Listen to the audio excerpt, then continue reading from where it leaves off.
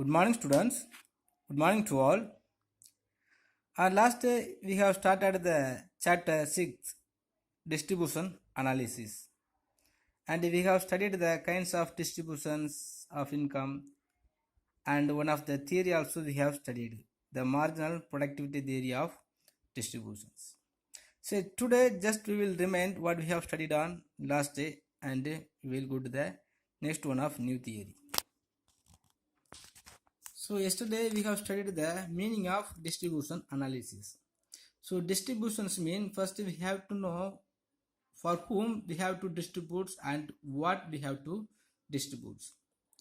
So normally the producers or the production process, the producers are arranging the factor of production to produce any one of the commodities. So when they are going to arranging the factor of productions to the production process, he has to distribute, he has to provide some of the remunerations for their factor of productions. So the distributions means the divisions of income among the four factor of productions in terms of rent to the landlords, wage to the laborers, and interest to the capital, and profit to the entrepreneurs. So already we have studied, so the four factor of productions are there. Without these four factor of productions, we can't produce anything. So therefore, when we are arranging the factor of production, these four factor of production must be get the remunerations in any of the forms, so that the land also will get the remunerations in the form of rent, and the laborer will get their remuneration in the form of wages, and the capital also will be getting some of the interest, because if you are in this, when we are considering the capital, so many of the producers will be unable to having the or gathering the money from own, so he has to borrowing the money from any of the financial organizations. When they are borrowing the money, they have to repay the money to the financial organizations along with the interest. So the capital will always get the remunerations in the form of interest, and the entrepreneurs are the organizations. After producing any of the commodities, it has to go to the market by the way of commercial organizations or any of the entrepreneurs. So when the entrepreneurs going to undertaking the commercial organizations, these organizations must be getting the profit. So the organizations will get their remunerations in the form of profit. So the distributions, so the division of income among the four factor of productions will going to their remunerations. So next, the kinds of distributions, the personal distributions and the functional distribution. The two types of the distributions are there. Personal distributions mean, so the distribution of national income among the individual peoples. So all the peoples will get the gain or the advantages from the government. Government mean in the national income. Next, the functional distributions. The functional distributions mean the four factor of production. The four factor of productions will get their remunerations for the purpose of production process. For the function of production, the factor of production will get their remunerations. So the two types of distributions are there. And we have studied the one of the theory. So marginal productivity theory. So this marginal productivity theory developed by the Clark, Wicksteed, and Walters. So what this theory come to say means, this theory explains how the prices of various factor of production determined. How the prices of various factor of production determined. And it is also explains, so all the factor of productions will get their prices on the basis of their productivity. For example, if you are considering the labor also will have some of the productivity power to produce any one of the commodities. If the labor doesn't have the sufficient level of the productivity to produce any one of the commodities, the producers will never arrange the labor. So for the purpose of having the productivity power only, so the producers will be arranging the labor to production process. So if how the productivity power, hold or having by the labor, so equal to the productivity of labor only, their price will be determined. And after that we have studied some of the concept. So the marginal product, marginal physical product, and the value of marginal product, and the marginal revenue product. So marginal product mean the marginal product of a factor of production, means the addition made to the total product by employment of additional unit of these factors. For the production process, the producers will be arranging some unit of labor, and the some unit of labor also will produce some unit of commodities. So after that, at last, if you are additionally adding one more unit of labor, he also will produce one more unit of commodities. So on the last unit of labor are producing some unit of commodities there, no? So the last unit of product only is considered as a marginal product. So marginal physical product mean, so marginal physical product of a factor is the increment in the total product obtained by the employment of an additional unit of the factor. So like that, so when we are arranging the last unit of the labor, so the physical product is produced by the last unit of product is called as a marginal physical product, or the total product by adding one more unit of labor is called as a marginal physical product. Next, value of marginal product. So the value of marginal product is obtained by multiplying the marginal physical product of the factor by their price. So if we are multiplying the price with the total product, we will get the value of marginal product. Next, marginal revenue product. The marginal revenue product of a factor is the increment in the total revenue. So when we are arranging the last unit of labor, the producers will get some unit of revenue. So the revenue from used by the last unit of labor is called as marginal revenue of product. And at last we have studied some of the statement of the theory. So normally one of the employer will arranging the factor of production. This factor of productions will have the productivity power, and on the basis of the productivity power of the factor of productions only, he will get the price. So till one point, the producers will arranging the more factor of productions. So the factor of productions, the price for the factor of productions will also equal to the cost, the production cost or the revenue product. So the producers always arranging the factor of production till the marginal product, till the marginal revenue will come to equal to the factor, the price for the factor of production. So one last statement of the theory is the price of a factor of production depends upon its productivity. So on the basis of the productivity of the factor of productions only, the price for the factor of productions will be determined. Next, the price of a factor is determined by the marginal revenue product of that factor. When we are arranging one more unit of the factor of productions, how the producers will get the marginal revenue. So on the basis of the marginal revenue only, the factor of productions also will get their remunerations. And at last we have studied some of the criticism also. So what is the criticism is there mean? The reality, the factor of production are not homogeneous.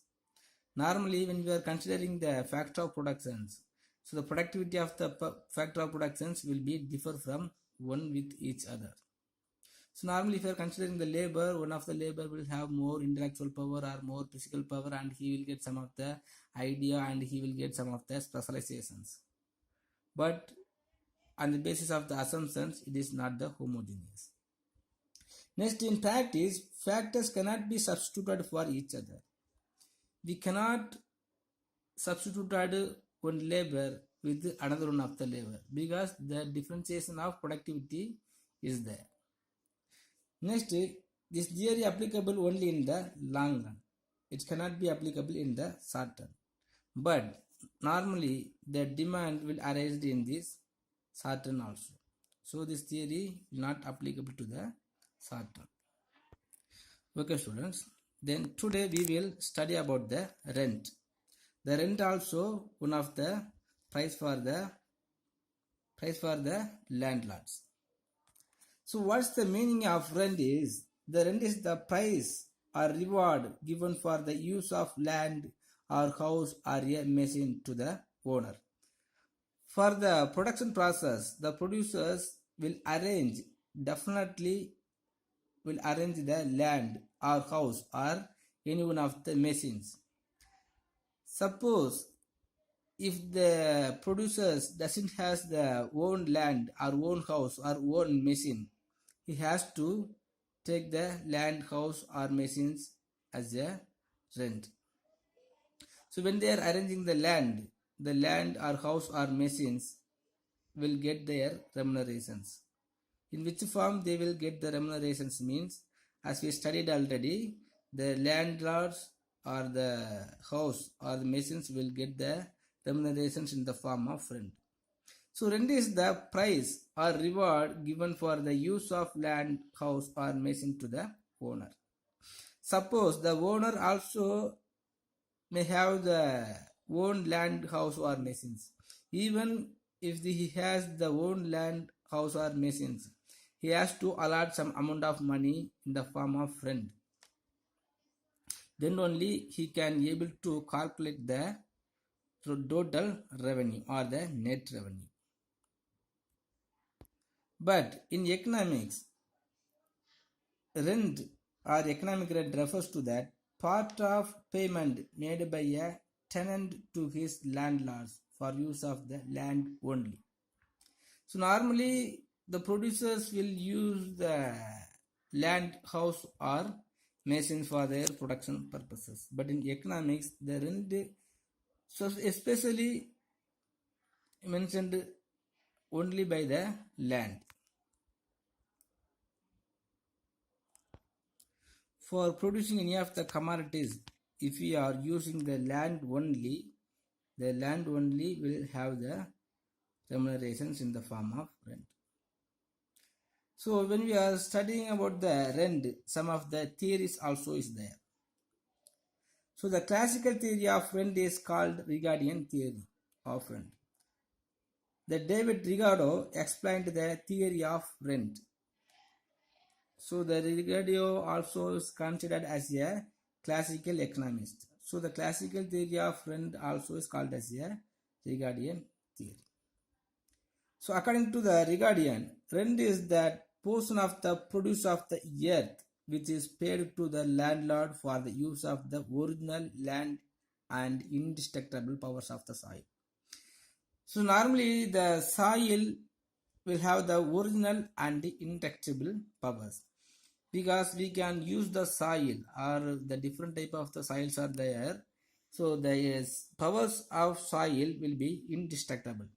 So when we are using the land for the production process, he must get some of the portions from our income for using the earth.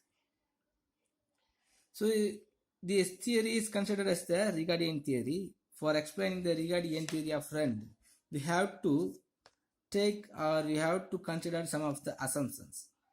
So what are the assumptions are there mean? First one is land differs in fertility.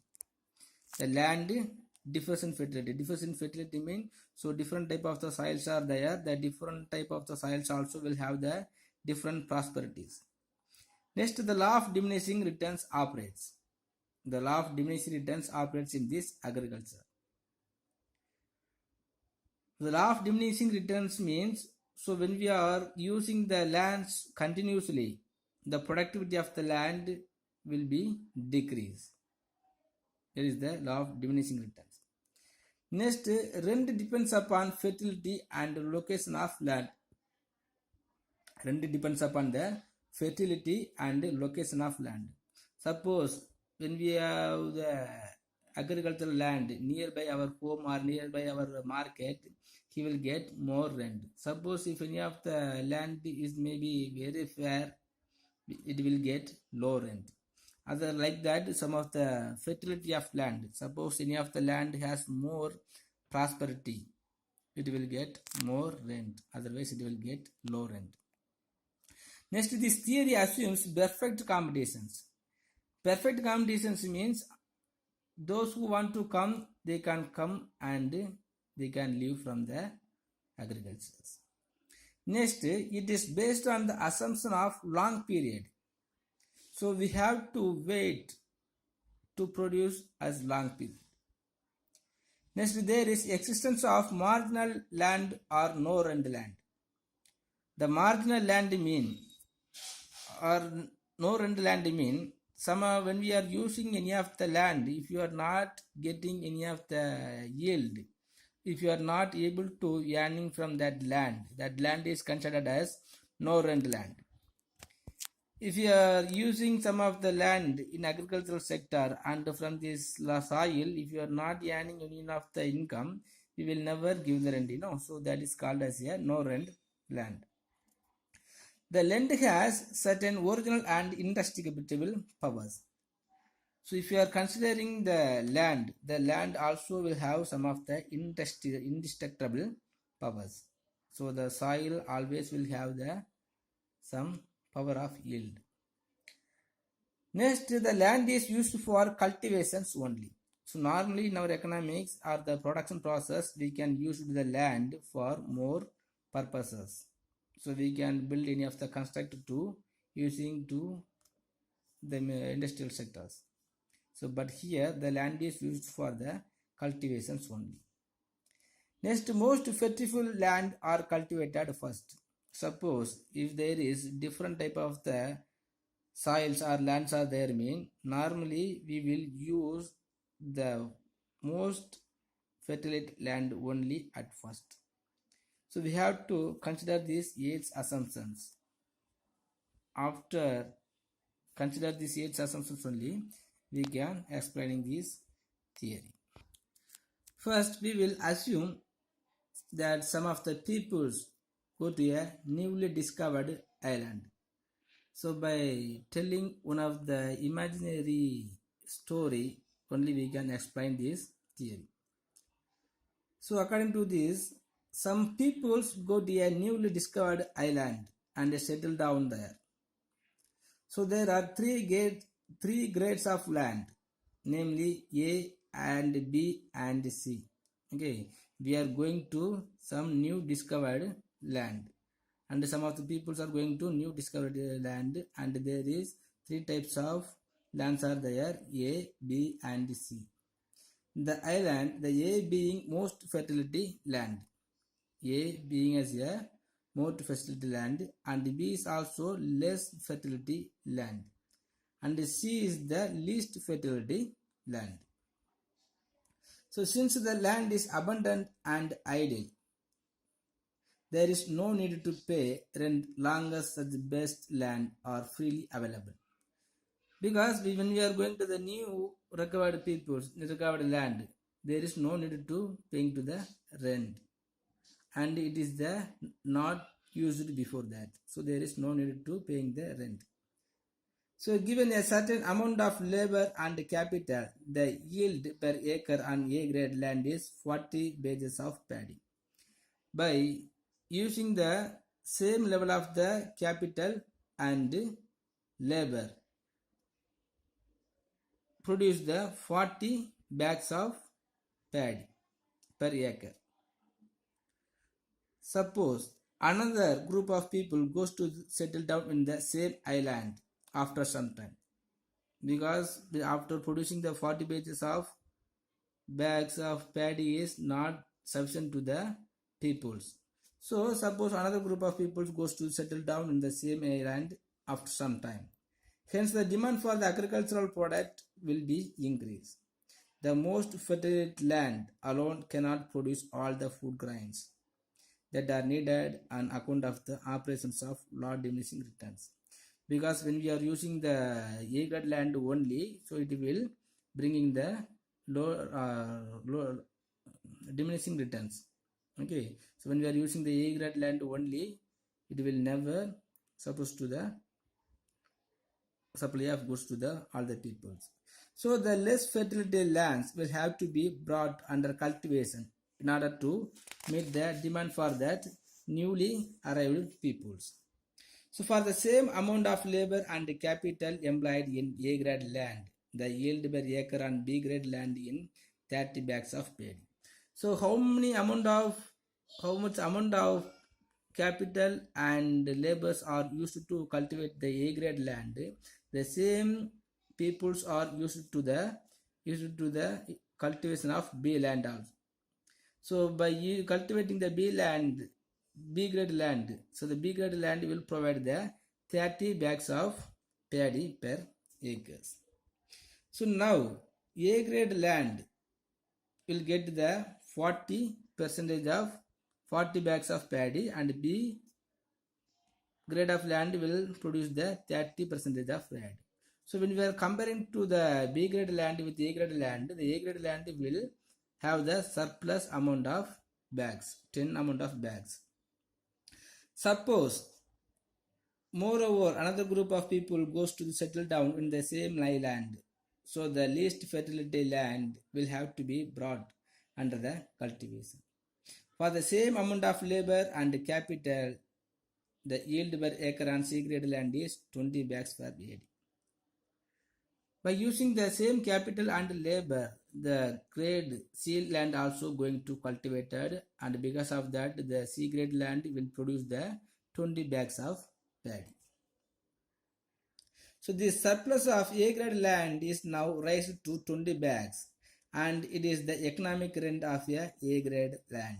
The surplus of B grade land is 10 bags. This is the economic rent of B grade land. So if you are considering the land for the A grade and B grade and C grade land mean, so A grade land will have the 20 bags, okay, because on the basis of the fertility and the land only the rent will be going to consider. So now A grade land will have the 20 bags in surplus. So like that, comparing to the B grade land with the C grade land, so it has also surplus 10% 10 bag paddy will have the surplus. So next, C grade land also will have the surplus amount, no surplus amount, because the 20 minus 20. So there is no yield. So above table, the C grade land cost of production is just equal to the price of produce and therefore does not yield any rent. So when we are comparing to the A grade land with the C grade land, there is no productions because the surplus amount and the rent also is considered in the bags. So A grade land will have the 20% bag as a rent. So when we are comparing to the C grade land, so there is no rent land. So therefore no rent land or marginal land is the land in which cost of production is just equal to the price of its produce. So how much amount of money is produced to cultivate the C grade land is equal to the yield by the land. So how much amount of income is earned by the C grade land is going to produce or use that only. So there is no rent. So by explaining the diagrammatic, so there is three types of the grades are there. So this is the A grade land, this is the B grade land, this is the C grade land. So when we are using the A grade land, so it can able to produce the 40 bags paddy. After that, the B grade land also will use the 30% of paddy or 30 bags of paddy. So these two land only will get some of the rent, economic rent. Economic rent mean, so the 20 bags of paddy is considered as the economic rent for a A grade land, and the 10 10 bags of paddy is considered as a economic rent for a B grade land. And here the no rent land, because this C grade land is not yield. So the yielded bags of paddy is went to the production process only. So this C grade land will never get any of the rent. So in this theory, we have to consider some of the criticisms. What are the criticisms are there mean? The order of cultivation from the most fertility to least fertility land is historically wrong, because normally we will never know about which land is fertility land. But this theory assumes first the peoples are going to use the fertility land, but after cultivating any of the land only, we will come to know which land is the fertility land. Next, this theory assumes that rent does not enter into the price, but in reality, rent enter into the price only. So normally, the bags of paddy will never assumed or never considered as a rent. So it will always enter into the price. Now all the peoples are getting their rent in the form of money only. Okay, students, if you have any doubt in this regarding the area of rent, just ask me, and just take the same theory as your study portion. Please study in your home, and if you are getting any doubt, please ask me. It is the very easiest theory. When you are studying yourself itself, you can understand. Okay, thank you.